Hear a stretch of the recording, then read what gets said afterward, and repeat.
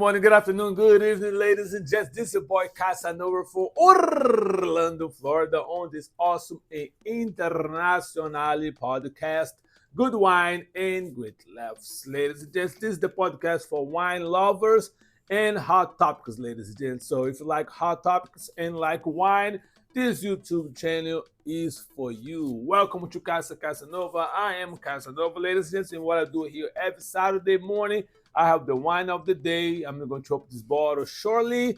I'm going to read some information that I have about this wine, and I always give my rates between 1 to 10, what I think about this wine. Ladies and gents, and follow after that, following the topic of the days, I'm going to play some videos related to the topic of the days. Ladies and gents, topic of the day. And the topic of the day is always something that affect our lives directly or indirectly. So we are now going to the Black History Month. Ladies and gents, as you can see and know, there's a whole lot of things going on with this new administration that basically want to eradicate anything black.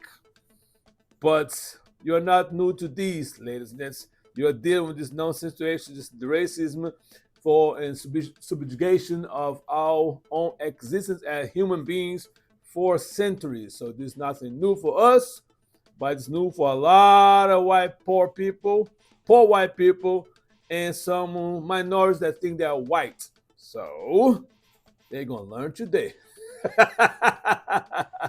And if you like what you hear about my wine review, ladies and gents, the picture of the wine of the day is going to be available on all my social medias listed here in the bottle, as well link it in.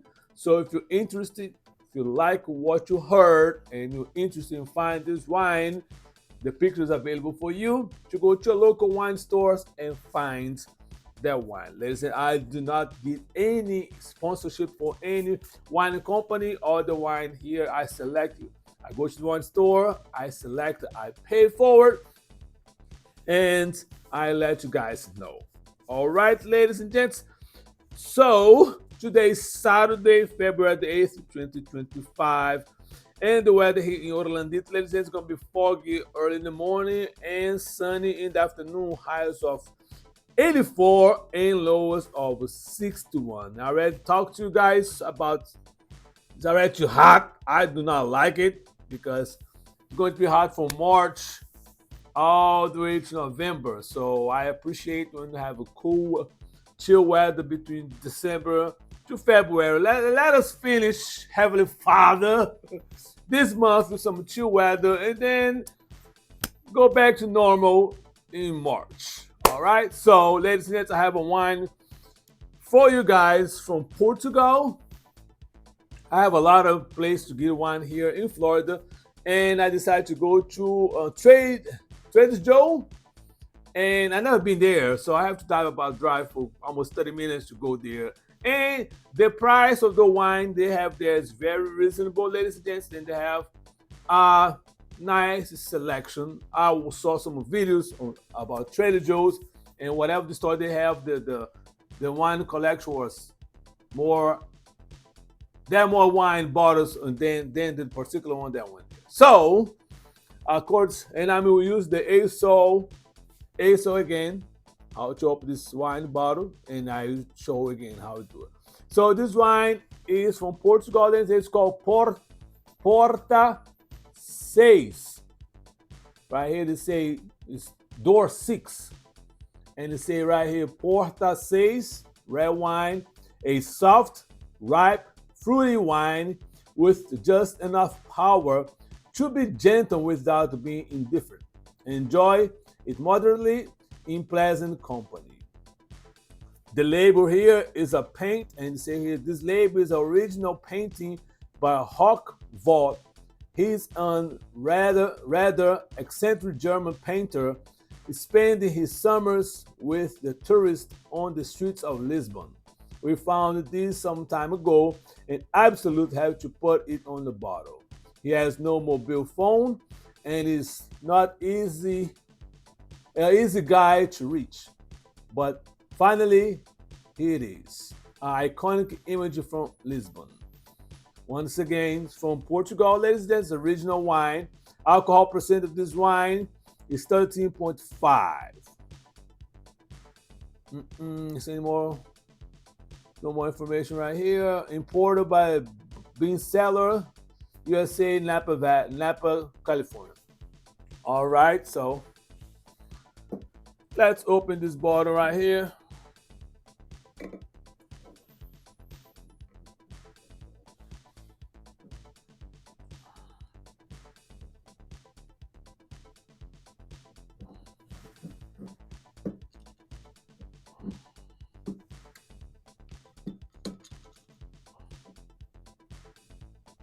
Okay, it's coming up.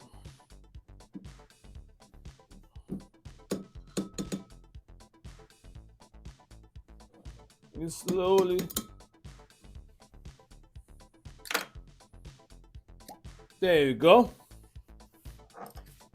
It has this ASO looks like. I showed that before.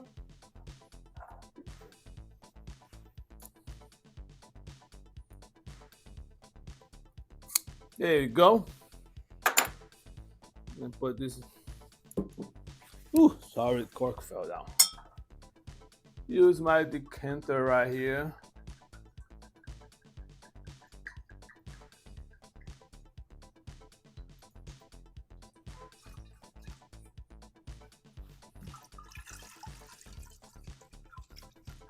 Ooh la la.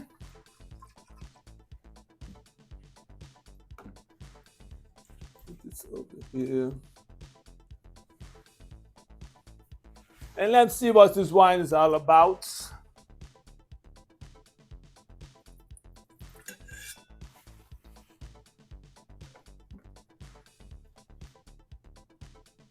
Normally, though, I think this is the third or fourth red wine from Portugal.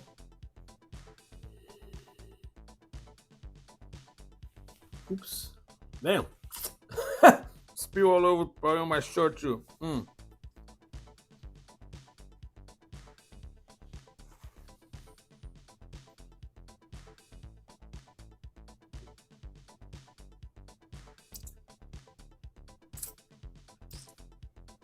Ladies and gents, do you feel like red wine? Spill some wine in my beer. Full body. It has a little hint of dryness in the back of the palate, but it's not too dry. Personally, this is a good red wine for grilled meats. Your steak, your lamb chops, or whatever they want to grill. This wine is gonna be, in my opinion, perfect. So I definitely recommend it, ladies and gents. I found this wine in Trader Joe's here in Orlando, Florida. Feel free to go to the store, and if you like it, if you get this wine, ladies and do me a favor, just go to any of my social media. They can see the picture. You can make a comment right here or any of my social medias, and let me know what you think about the wine of the day, ladies and gents. All right, let's talk about the top cup today. The top cup today is season 10, episode 6, and the top cup today is because since I'm going to have 2 episodes related to the Black History Month today and the next Saturday, and because of that, you are honoring the Tuskegee Airmen after the passing of the last of its member. I give credit to Click on Detroit Local 4 and Harpers Ferry Center NPS. So we're gonna watch a couple of videos, ladies and the passing of the last member. His name was Lieutenant Colonel Harry Stewart. I salute you, sir, for everything you have done for this country. And even though you were not recognized for your sacrifice for many other Americans, I salute you once again. Thank you for your service, and for everything you did. For the family, my condolences to you. So it is now showtime.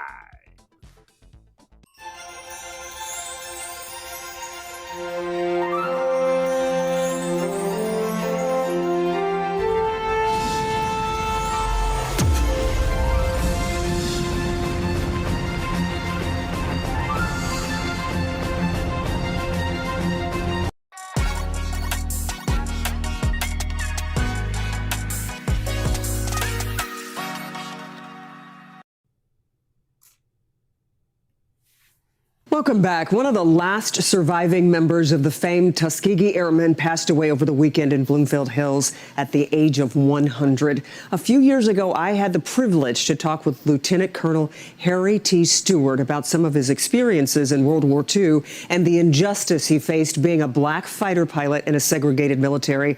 As a way to honor Lieutenant Colonel Stewart, here's that story, which we originally aired back in 2019. Uniformly, with the exception of all people, regardless of race, color, creed, or gender. It was retired Lieutenant Colonel Harry Stewart's childhood dream to become a pilot. That dream would come true, but not without exceptions.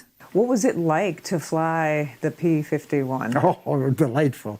It was like an extension of my own arms and this type of thing. I was part of the airplane, and the airplane was part of me. The Bloomfield Hills resident talks in depth about his experiences as a combat pilot in a new book called Soaring to Glory. This is also historical content in the book here. African Americans were not accepted for pilot training into the Army Air Corps until World War II. And even then, only under the condition that they train as a segregated unit. Tuskegee Army Airfield was the only training base for black pilots. My feeling was that I'm vested in this country. I am a citizen of this country, and what I'm doing is fighting for my rights. By the age of 20, Lieutenant Colonel Stewart was at the controls of a P-51. It was his job to fly the bomber escorts for the B-17s and B-24s and protect the white crew members from enemy fighters. It was quite a responsibility and quite an onus on us to go ahead and be sure to protect those bombers to the best of our ability. He would go on to fly dozens of combat missions with the 301st Fighter Squadron, known as the Red Tails, shooting down German planes in 1944. By the end of World War II, he had become an American hero. But when he returned home, the same old, same old. It was just the same as when I left, and the opportunities were no greater or anything like that, and no benefits given as far as the training that you got and the new skill that I got. I personally tried to apply with two airlines that had offices in the New York area at the time there, and I was rejected because of my skin color.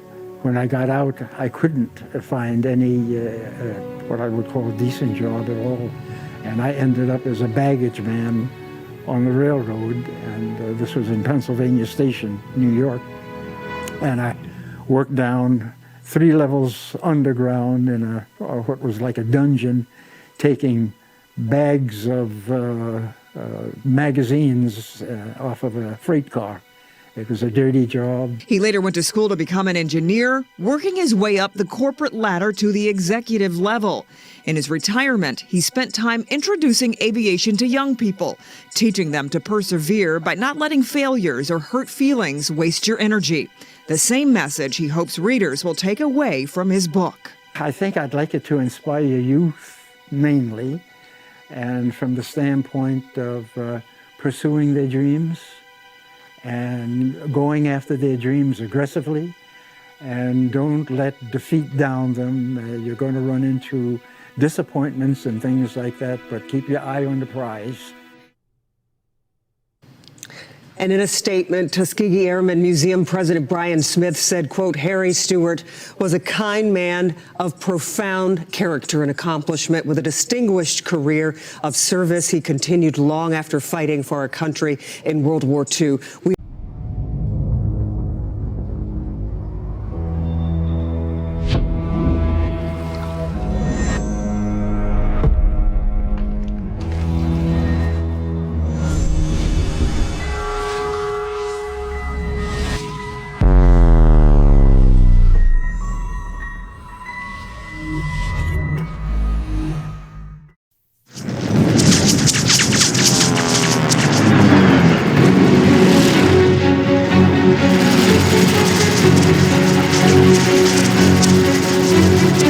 As I looked down, it was like a storm. All those bullets were coming after me. I felt the 2 thumps, and the cockpit started filling with smoke, and the airplane, it actually broke in 2. And I figured it was time for me to pull the ripcord. Fire came up out of the floor. right in front of the stick. And I remember the tail going by. I could see the rivets. I pulled up in the blind spot, put the sight on him, and just follow it. Boom.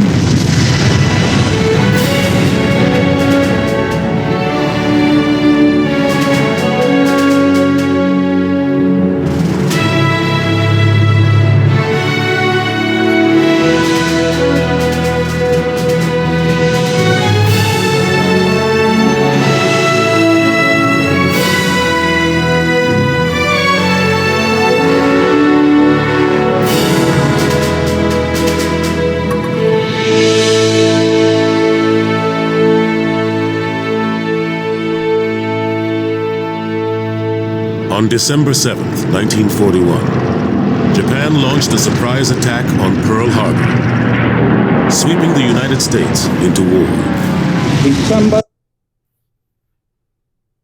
7th, 1941, a date which will live in infamy. By mid-1942, Japan had conquered most of Southeast Asia and the Pacific. Nazi Germany had overrun most of Europe. Hitler invaded Russia, hammered Britain, and pushed into North Africa. His regime began the systematic slaughter of millions of people, attempting to create a master race.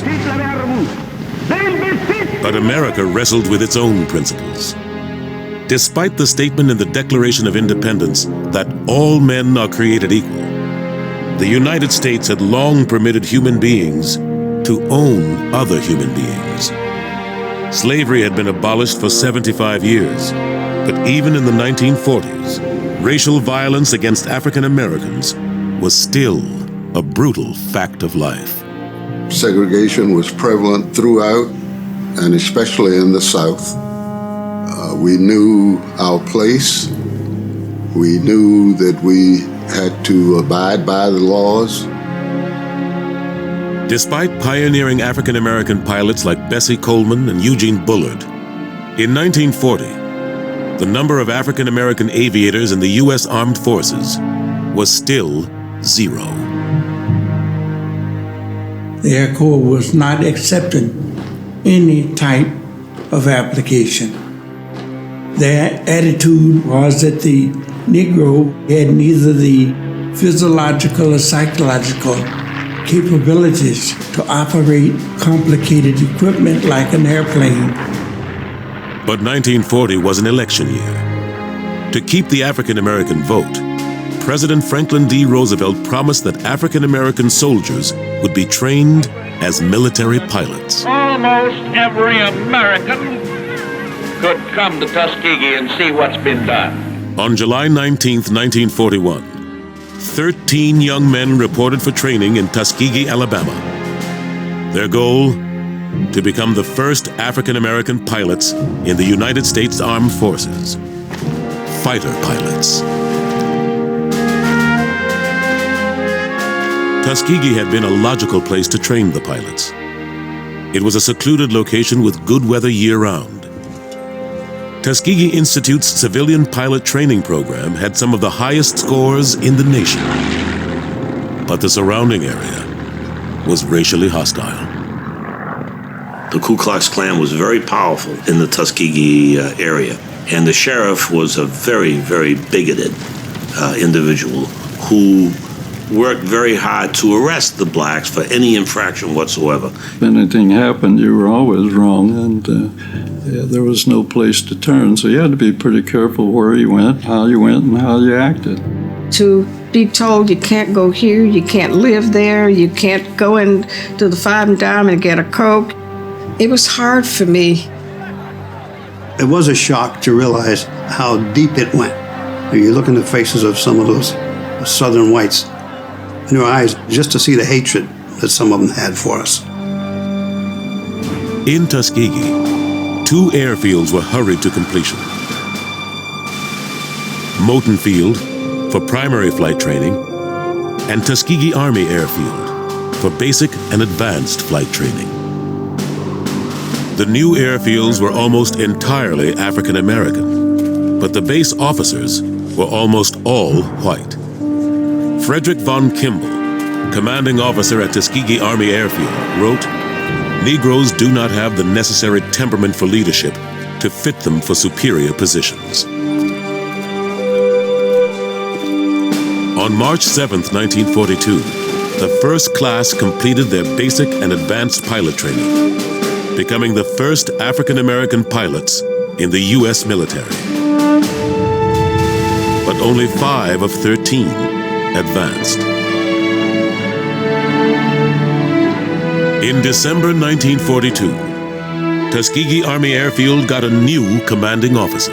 We were fortunate enough to have a white colonel named Noel Parrish, who was open-minded and was willing to make the program that he was put in charge of work. Colonel Parrish, he was somewhat of an enlightened Kentuckian who was familiar with the race situation and understood it. So he's more sensitive, and he treated everyone basically as individuals. All of them? Yup. Colonel's orders. Well, what do you know? Things sure are changing around here. Well, it's about time if you're asking me.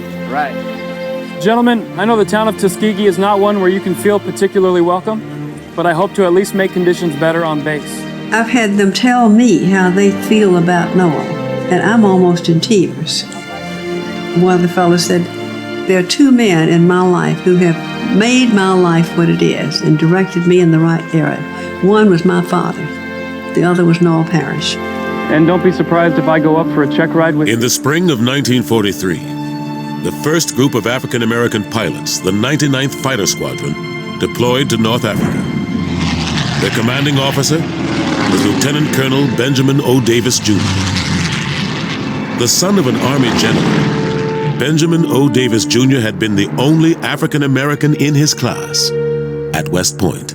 And they put on him what they call a silent treatment. We'll talk to you in a classroom setting, but the moment you walked out of that door, nobody would speak to you. What he suffered there, and I experienced it there, the kind of discipline that he had, this guy was like iron. Benjamin O. Davis, the commander of the 99th and later the 332nd, he was a man of high standards and yet very human in being able to understand the human weaknesses. When the Allies invaded Sicily in July 1943, the 99th provided critical air support, earning a Distinguished Unit citation. But another enemy was gathering forces against the Tuskegee Airmen. A white colonel named William Spike Momeyer claimed that the 99th Fighter Squadron showed a lack of aggressive spirit. 90 days after they got into combat, after the 99th got into combat, he recommended that it be taken out of combat. Spike Momeyer's recommendation was ratified all the way up the chain of command to the commanding general of the Army Air Forces, Hap Arnold. High Command was recommending that no more African American pilots be sent overseas. Double Victory was a campaign to defeat the Germans and Japanese in World War II. And if we were successful in doing that, it would also be that we would defeat prejudice in the United States. To win a double victory, the airmen first had to win the right to fight. Their defense fell to their commanding officer, Colonel Benjamin O. Davis, Jr. In Washington, Colonel Davis pointed out that the squadron met enemy fighters on 80% of their missions, and that his men often flew 3 to 6 missions a day. Our squadron is comprised of 26 pilots versus your typical 30 to 35 pilots per squadron. Benjamin Davis Jr. got a chance to testify before that board. And every fact that Momeyer put up to take the unit out of combat, he refuted. And if I may add very frankly, if all the effort invested in the 99th Squadron has produced only a mediocre outfit, then there's no hope. But the 99th is not mediocre. Well, thank you, Lieutenant Colonel Davis. That was very succinct, and I appreciate your candor. The matter was dropped. The Tuskegee Airmen would be in the war for the duration. In January 1944, a massive German strike force hit the Allied position at Anzio. The 99th Fighter Squadron raced to the defense. Clarence Jameson led a formation of 16 fighters. The controller called me on the radio. Our start leader, we got 22 bogies at 20,000 feet. I maneuvered around down his tail, but my gun jammed and stopped firing. But the rest of my guys were in perfect position, so we got 7 planes in that one day. And that was the best day we had in combat as a squadron. In 2 days of vicious fighting over Anzio, the 99th racked up the most aerial victories of any squadron, shooting down 13 enemy aircraft. No more, no longer could that myth that the black man could not fly and fight. They can do extraordinary things. And this they did there on the beaches of Anzio. Men of the 99th have a brilliant record. Now they take off to aid ground forces advancing on... By June 1944, the 99th had been in combat for a full year. They'd flown 500 missions, downed 18 enemy planes, and lost just 4 men of their own in combat. A magnificent showing, said the head of the Mediterranean Allied Air Force. That July, the 3 new African-American fighter squadrons joined the 99th in Italy and were gathered into a single unit, the 332nd Fighter Group. The commander for the group was Colonel Benjamin O. Davis, Jr. The combat was often fierce. There was glory, and there was loss. We came down on this airport, and my good friend, Jimmy Calhoun, was flying with us, and he was so anxious to get an angle to shoot the plane on the ground. He flew into the ground. That was the first major loss that I experienced. First I killed in Sicily early on. The engine quit on him, and he crash landed, so I knew him pretty well. And I felt pretty bad about it because I felt I should be there to protect him. My brother lost his life on his 3rd mission over Austria. And we really didn't get any closure on that because we really don't know what happened to him.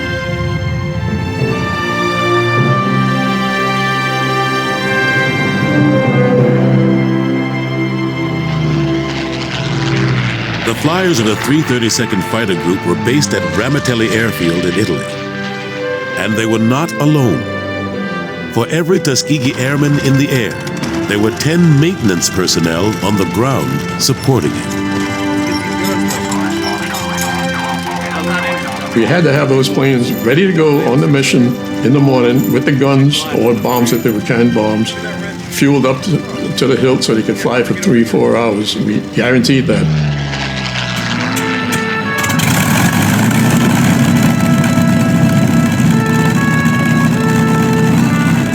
By the summer of 1944, the Tuskegee Airmen were flying a brand new fighter plane.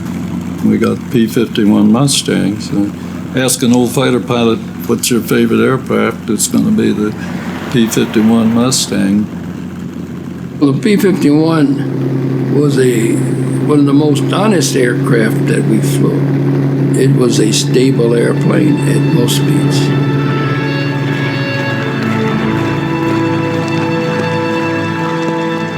The Tuskegee Airmen quickly made their P-51s distinctive.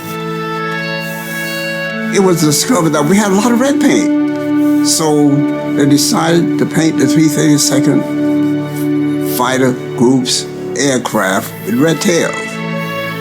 We agreed when we started getting the D model with the dorsal, paint that tail red. We would paint them, and not only that, but we would take the name, the Red Tails. The Red Tails under Colonel Davis were a disciplined group. You got up at 5 o'clock, went in for the briefing. After your briefing, standing at the door was B.O. Davis. Tall, ramrod, looking you dead in the eye as you went out with your chute on your back. Gentlemen, stay with the bombers. He said unquestionably, our mission is to protect the bombers, not to see how many interceptors we can shoot down. And we are to do whatever is necessary to see that those bombers get safely to their target and back home. And if it meant your sacrifice of your life, that's what you're there for.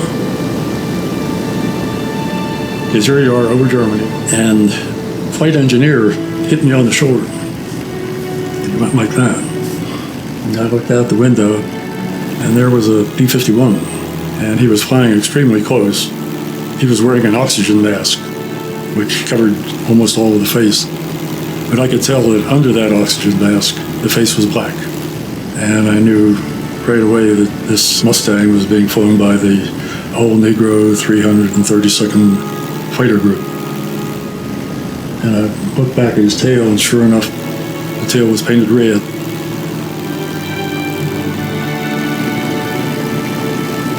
And I signaled to him that we were okay.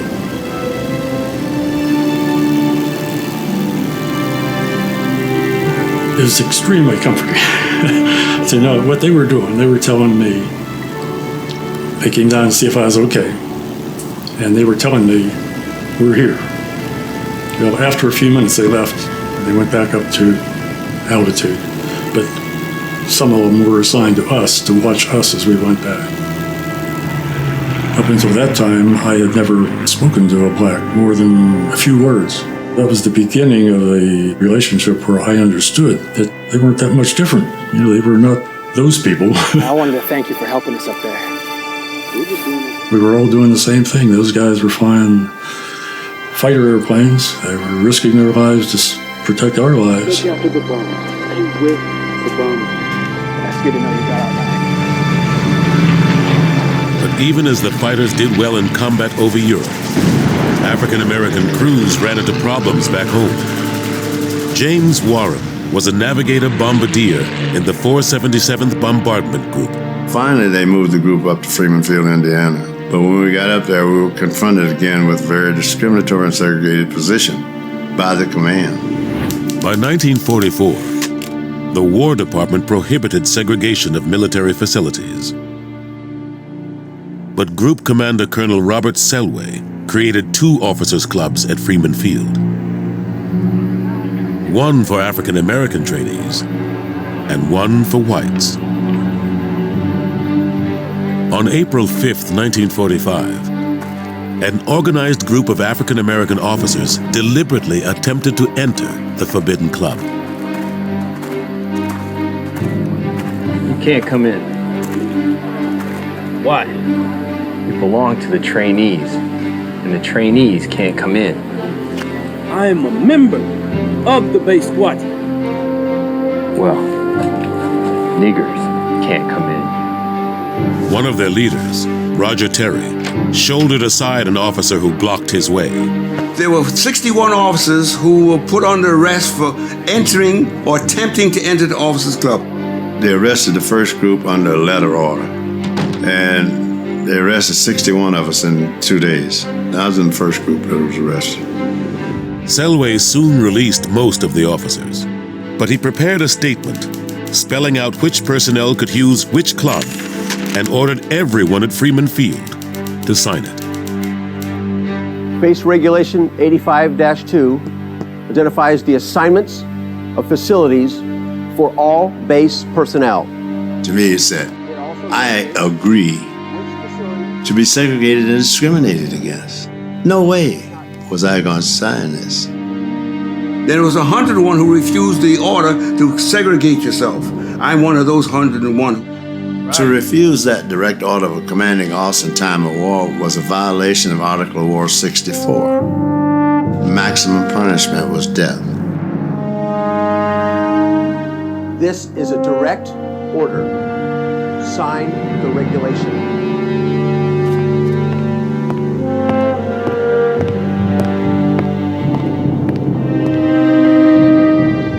The arrests at Freeman Field triggered a strong public reaction. Congressmen and senators complained to the War Department. For nearly 2 weeks, the 101 officers were held under arrest. It was like a Nazi prison camp, one man said.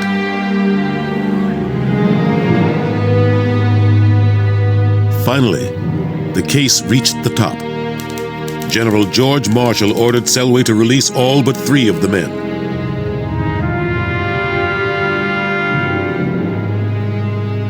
Roger Terry, the only man convicted, suffered a fine, loss of rank, and a dishonorable discharge.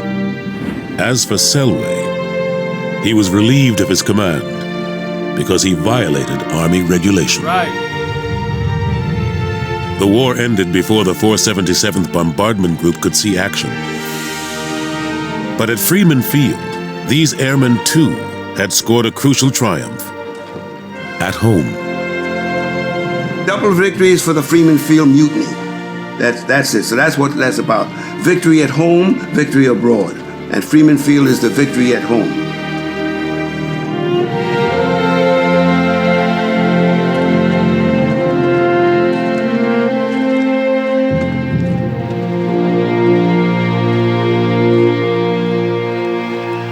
In May 1945, Germany surrendered, ending the war in Europe. In 3 years, Tuskegee had trained almost 1,000 pilots and some 15,000 support personnel. They'd flown 1,500 missions overseas. 84 Tuskegee Airmen lost their lives during the war, but they'd created an astounding record of success. In October 1945, the 332nd Fighter Group came home at last to the nation they'd risked their lives for. We got no ticker tape parade. We got no welcome. You got off the boat and you went and got on a segregated train and you rode it home for your 30 days leave. When the war ended, with all the experience that we had, pilots and mechanics, we thought that we'd just go downtown and sign up with the airlines. They told me, you fit the bill, but we're not hiring any colored mechanics. Coming back home, you talking about feeling downhearted? You're darn right. But this was what was going on in the United States of America in 1945. Lynching, all kinds of segregation. Due in part to the exemplary performance of the Tuskegee Airmen, on July 26, 1948, President Harry S. Truman signed Executive Order 9981, ending segregation in the armed forces. In the country at large, segregation was still the law of the land, but the Tuskegee Airmen had given their people something more than hope. My experience as a Tuskegee Airman gave me inner strength to get out and join Martin Luther King and walk 53 miles for freedom. Tuskegee Airmen came home and became involved in the struggle at home. And as a result, they changed the condition at home. The Tuskegee Airmen were men with goals, determination, and the desire to overcome the odds of life, to succeed and be recognized as citizens. Not so much for the glory that it might bring for themselves, but it was the love of this country in spite of her imperfections.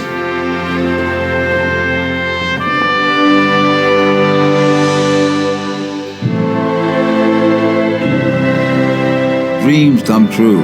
The dream to end segregation, the dream to be an aviator, the dream to be a college professor, the dream to be a leader in the community. Those are great things to happen. But the other part of it is the challenge that remains.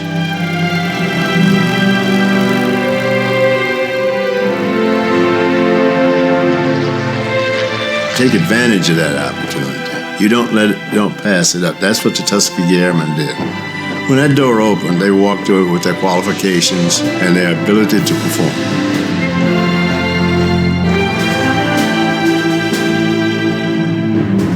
You don't have to pay your dues, nothing at all. Easy, you don't have to work at it, but you have the opportunity, and the sky is the limit.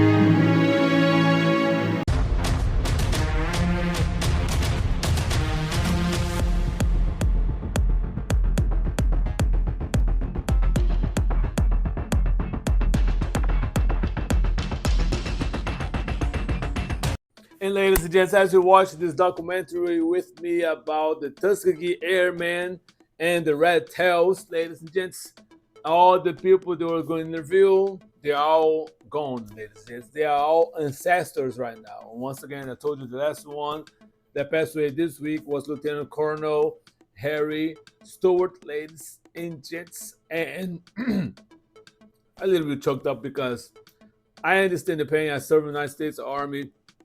But no, I served in early 2010, 2011. And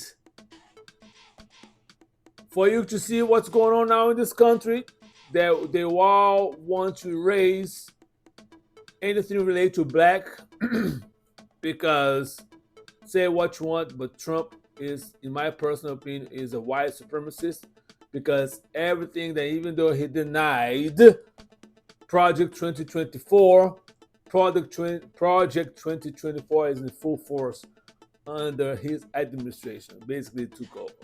All right? And for all the sacrifice that you have done to make this country better, even though from slavery, from lynching, for killing, from the massacre that suffered in many places such as Tulsa, Wilmington, North Carolina, Rosewood here in Florida, and Ocoee massacre, and you have so many. Somewhere in St. Louis massacre, we suffer enough. And for those that denied our existence, to deny our intelligence, and to deny our contribution to this nation to make it better. Because even though all the pain that black people have suffered in this nation, you will still believe in the promises of the Constitution, and you still going to do our part to make this nation better for everybody. And one thing that a lot of people felt, especially this comment, I'm going to start with the minorities, because you guys failed to understand that all the benefits that black people won during the civil rights, it benefits all immigrants. And if you break it down, the result of this last presidential election, the only minority group that hold on the fort, that did everything that we could do, were black people. Black men and black women on top. Black women, black men came there. Now, we do have some black people that voted for Trump because, in my personal opinion, they forgot who they are, and they thought also, so many people were thinking that Donald Trump is going to give them money because they believed that Donald Trump was the one responsible to give them $1,200 on a stimulus check during COVID because his name was on the check. But Donald Trump did not do shit because that meant money was already allocated by Congress, and the majority of the Congress was the Democrats. All right? So unfortunately, you have some of you black people that voted for Trump. Unfortunately, you still have some sellouts, such as Candace Owens and so many other people, and few people, more black people, that they still believe in the best interest is to try to be white. But one thing about the skin color right here, ladies and gents, it doesn't matter how much you accomplish you got. It doesn't matter and how much you try to get close to them, you're never going to be one of them. There's plenty of examples of those black people that believe that just because you move a little bit in your status ladder, now you think you're white. That goes to all minorities.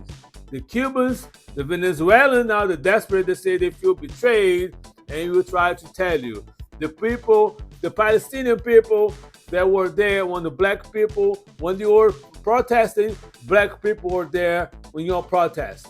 But you believe that Trump was the one for you. Now, don't cry about Gaza, because that man is going to wipe everything out.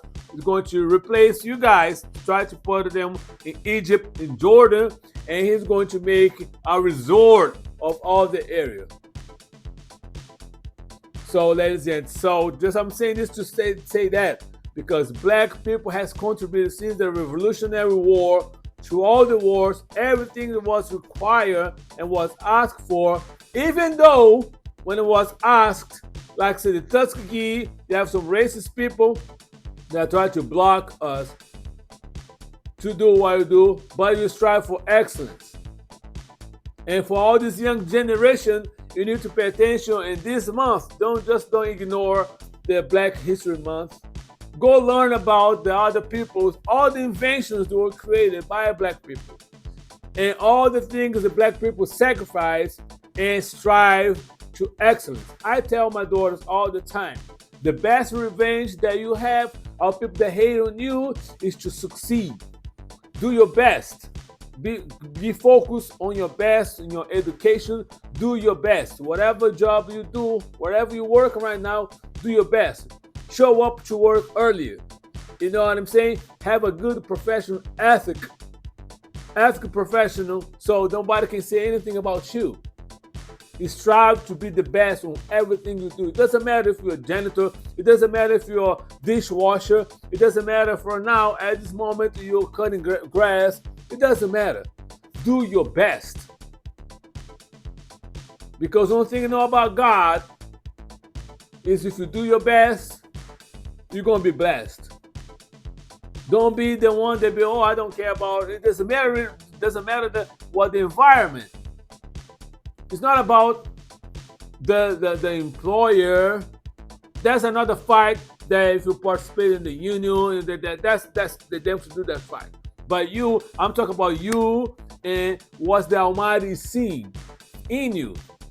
Because if you are faithful and do the best what you can do on the small things that we have right now, believe me, I have believed in this earth for 53 years. And I know one thing about God, that if you do your best, you're going to be blessed because God is seeing that you being faithful and doing your best on the small things that you have in your hand right now. And doors are going to be open. And also don't be frustrated because if you do apply for a job here and this not happen, don't be frustrated because maybe this is not what the Almighty God has for you. So for all the young people right there, that you're a minority, you're black, you're Latino, you're Asian, always focus on your best because this administration don't care about you. You know what I'm saying? But I believe in karma too. Whatever they try to do and whatever they try to dismantle, all this is going to come back to them. And they're going to be responsible and they have to give account. So we are celebrating once again the Tuskegee. That's something that I do not know about this video. And like I say, even though it was back in the day, it doesn't matter. Yes, you need to learn from the past. For the people that came before you to make the sacrifice for us on their field to be open. You know, there's so many things that black people has invented, created to make the life of all Americans. All this invention, the traffic light, the iron board, the Hidden Figures. If you haven't seen this movie, Hidden Figures is the story about the three black women mathematicians that developed all the calculations for to reach to the moon. You know what I'm saying? So you have done enough. You have done enough for this country to the better of everybody. But unfortunately, until this day, you are now talking about 2025. And they basically want to eliminate, finally so much because they try to, they passed the order, Trump and his administration passed the order to erase that from the Air Force Academy to teach about the Tuskegee, the video they just saw. And one thing I learned about the military too is because you can refuse to follow an unlawful order, even though your superiors try to have this dumbass Secretary of Defense that's unqualified, is alcoholic. They should not be in that position, but the Republicans are doing whatever. They just bow down to Trump, and they have no balls to stand for what's right. Remember, ladies and gents, stand for always what is right. It doesn't matter the pressure, it doesn't matter what's going on, you stand for what's right. You all know what's right and what's wrong. Once you get your adult, you're going to get that sense. This is not right. Even though everybody's run away, you stand for what's right. Because even though it can be just you, it can be 100,000 people going, just like the Republicans are doing now. They all are now for Trump, and whatever Trump say, let's go and do it. But history, we remember for those in the moment, the critical moment, then when they need the people to stand up to do the right thing, you are a coward. And once again, you're going to give account. Whatever thing you do on this earth, you're going to give account. So, once again, I salute now all those airmen that did what was right. And the time that was called for defend this nation, they were there. But when they came home, they were treated like shit. They did not get what's I hope, because all the white army and military people that came back from the World War II, they got the house benefits, they got all the benefits, not the blacks. Not the black soldiers that contributed and died and did their part. They did not get that, ladies and gents. So that's why we're still fighting. But one thing about us, you're going to still fight. You're going to still stand for what's right, and you're going to fight to get what we deserve on this country. And there's nothing wrong with that. So you're not better than anybody, but you want to have the same benefits that all people supposed to. Now, there's a whole lot of people right now, and the only thing that I'm loving right now that's going on with this nation, in this country right now, is because white people is getting the wake-up call, especially the poor white people. Because I told that before. Trump doesn't care for those that give them money. The Elon Musk, Jeff Bezos, and all the millionaires, because they are focused on the money. They use all this Latino, all this minority that vote for Trump. You were used. They lied to you, and you believe now they don't care. They don't give a damn about you. And I'm loving it because there's a whole lot of people, especially like I said, poor white people. They're finding that the benefits being cut up. Oh, they're desperate now. They're going crazy. There's a bunch of, go to TikTok, you're going to see the FAFO. You're going to see a bunch of white people desperate and crying out, because I'm going to lose this, I'm going to lose that. Oh, you don't know. Welcome to, you have a taste of what's being black in this country. You're just going to now, you're desperate. You're doing this for 400 years. So I'm not feeling sorry for any of these poor white people that are catching hell right now. Price is going up. Gasoline is going up. Eggs price going up. Everything's going up. You know, there's an issue that the Trump fired the FAA director, and those have issues on the planes and things that. And I'm sorry for the victims. No, I'm not making. Now I respect the memory and the families, the people that lost their lives. But everything that's going on right now, you can put this in the count of Donald Trump and his administration project 2025. Because the only thing they are concerned is more money in their pocket. Now, if you look at it now, there's some videos about now they're attacking, they try to shut it down, Department of the Education. There's some people that try to block the entrance. There are some Congress people that were there to get in, so they did not allow the Congress people to come in. So it's getting ridiculous. And if you vote for Trump, take the responsibility now, because when hell breaks loose in your life, you are responsible. You contribute to this. You try to be racist. You try to be sexist. But you can say, "Oh, I'm not racist. You know, I just want a better life." So you should have voted for Kamala Harris. So if you believe after the first administration, Trump administration, you know that man's a piece of shit. They don't care about the people. All these lies, Mexico gonna pay for the wall. You're still waiting for Mexico to pay for not a goddamn thing.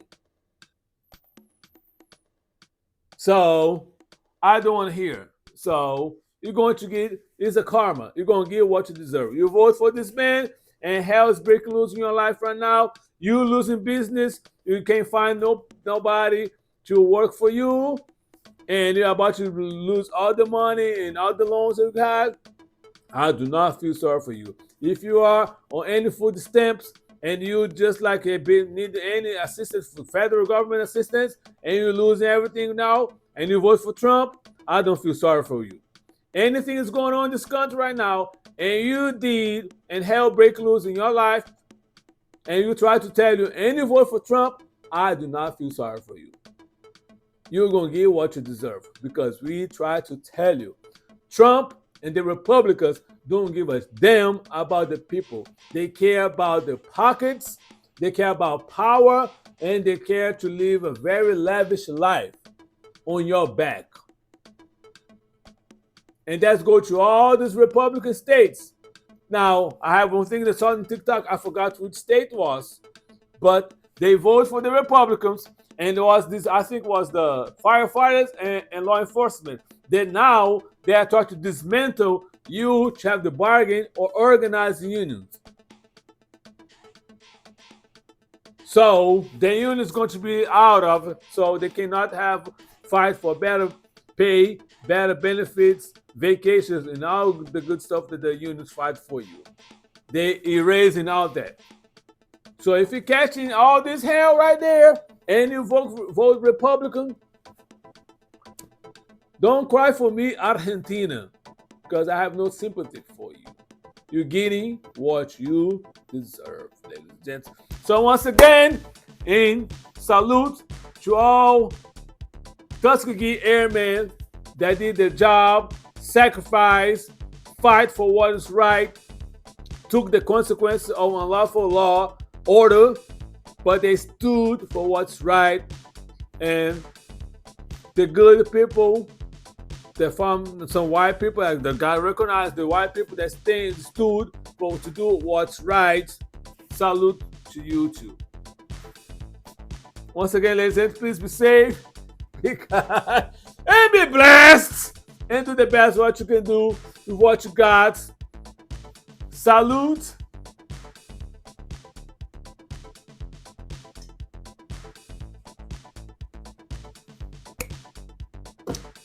And I'll see you next Saturday with another awesome episode of Good Wine and Good Life podcast. If you like what you're watching it today, so if you like this video, please click on the like button, click on the subscribe button, and share this video with everybody you know. I'll see you next Saturday. Holla!